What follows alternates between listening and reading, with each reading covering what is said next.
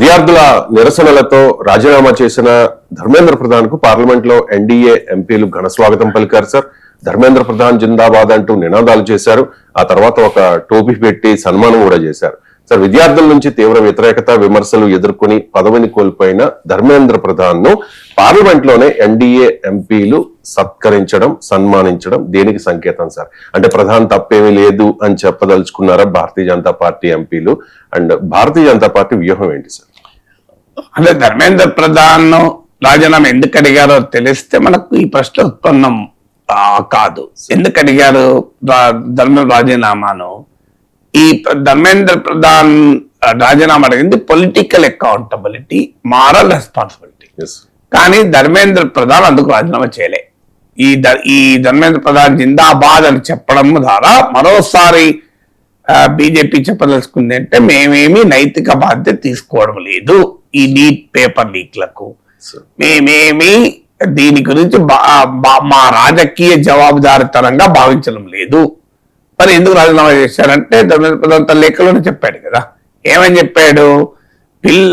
విద్యార్థులు యువజనుల ఉద్యమాన్ని దేశ వ్యతిరేక శక్తిలో ఉపయోగించుకుంటే ప్రమాదం ఏర్పడుతోంది కనుక నేను రాజీనామా చేసిన అన్నాడు. సో ఎక్కడా మారల్ రెస్పాన్సిబిలిటీ అన్న పదం వాడలే, ఎక్కడా నైతిక బాధ్యత అన్న పదం అయినా. నేను మళ్ళీ ఇంకోసారి కూడా చూశాను,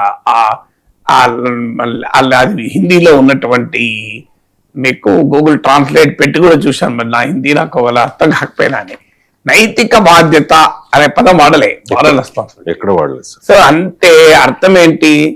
సో బీజేపీ ఈ పేపర్ లీక్స్ పట్ల ఏ రకమైన వైఖరి తీసుకుంటుందో దీన్ని బట్టి అర్థమవుతుంది కదా. అంటే ఇమీడియట్ గా లక్షల సంఖ్యలో విద్యార్థులు మీకు సమావేశం అయ్యారు గనక, ఆడ నిరసన తెలుపుతున్నారు కనుక ఆ ప్రాబ్లం నుంచి బయటపడటానికి రాజీనామా చేశారు తప్ప ఆనెస్ట్ అడ్మిషన్ ఆఫ్ ఫెయిల్యూర్ కాదు. మీకు కేరళ నుంచి బీజేపీ ఇంటలెక్చువల్ సెల్ కన్వీనర్ గా పనిచేసిన మోహన్ దాస్ అనే టీజీ మోహన్ దాస్ అనే అతను ఎంత భయంకరంగా నిన్న ఒక వీడియో పెట్టాడు. ఏంటంటే చాలా పెద్ద ఇంటలెక్చువల్ బీజేపీకి కేరళలో, ఆథరు, కాలమ్నిస్టు, టీవీ కామెంటేటరు. సో ఆయన ఏమంటాడు?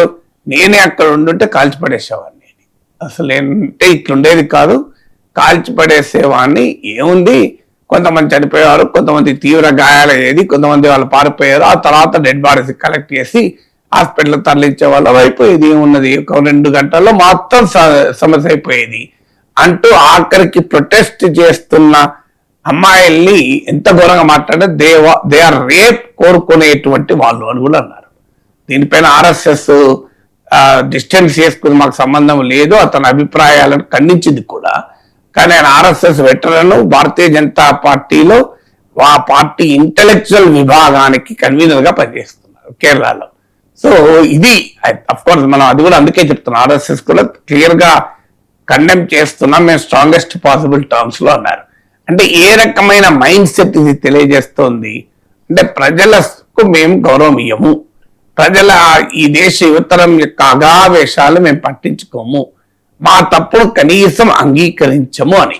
మనం ఇది ఒక్కసారి కాదు, గతంలో అజయ్ మిశ్రా తేనియన్ హోమ్ మినిస్టర్ కొడుకు ఏకంగా కారు తీసుకెళ్లి లఖింపూర్ కేరీలో ప్రొటెస్టర్ల మీద రైతుల మీదకి పంపించి చంపించినా కూడా ఎక్కడా ఏ మాత్రం కూడా బాధ లేదు. So this is a known fact, కళ్ళ ముందు జరుగుతున్న వ్యవహారం కదా. ఇంత దారుణంగా మాట్లాడుతుంటే అసలు ఆ టీజీ మోహన్ దాస్ తీసుకెళ్లి లోపలేయాలి కదా లెక్క ప్రకారం అయితే. ఎందుకంటే ఓపెన్ చెప్తున్నా, నేనైతే కాల్చిపడేసేవాడిని నేను. మరి అది వైలెన్స్ ను ప్రోత్సహించడం కాదా? అది వేరే వాళ్ళు అయితే ఇప్పటికి ఎన్ని కేసులు పెట్టేవాళ్ళు. సో మరి అలాంటి కేసు మీకు మీడియాలో అంతటా వచ్చింది ఈ వార్త, మీరు చూడండి. సో అందువల్ల మీకు ఈ ధోరణి సరైనది కాదు. ఇప్పటికైనా ప్రభుత్వం ఇదొక పొలిటికల్ డిఫీట్ గా భావించాల్సిన అవసరం లేదు. ఓకే, గవర్నెన్స్ డెఫిసిట్, విద్యార్థులు పోరాడారు, కనీసం మీకు వ్యవసాయ చట్టాల విషయంలోనైనా ప్రధానమంత్రి క్షమాపణ చెప్పి వెనక్కి వచ్చారు. ఇప్పుడు దీనిపైన క్షమాపణ తర్వాత సంగతి. మేము గెలిచాము అనే ఒక విజయోత్సాహాలు జరుపుకునే రీతిలో ధర్మేంద్ర ప్రధాన్ జిందాబాద్ అంటే మరి దాని ఎందుకు రాజీనామా చేసినట్లు? మరి మీరు ఎందుకు రాజీనామా చేయాల్సి వచ్చింది?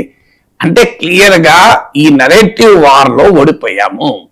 ఈ నెరేటివ్ వారేంటి, అసలు దీన్ని పట్టించుకోకపో అనుకున్నారు, ఇదేం వాళ్ళ పెద్ద ఇంపాక్ట్ ఉండదు అనుకున్నారు, అర్బన్ నక్సలైట్లు అన్నారు, తీవ్రవాదులు అన్నారు, విదేశీ నిధులు అన్నారు, ఎన్ని చేసినా యువజన ఉద్యమం ఆగలేదు గనక అనివార్యంగా వెనక్కి తగ్గారు. కానీ ఆ ఓటమిని అంగీకరించడానికి సిద్ధంగా లేరు.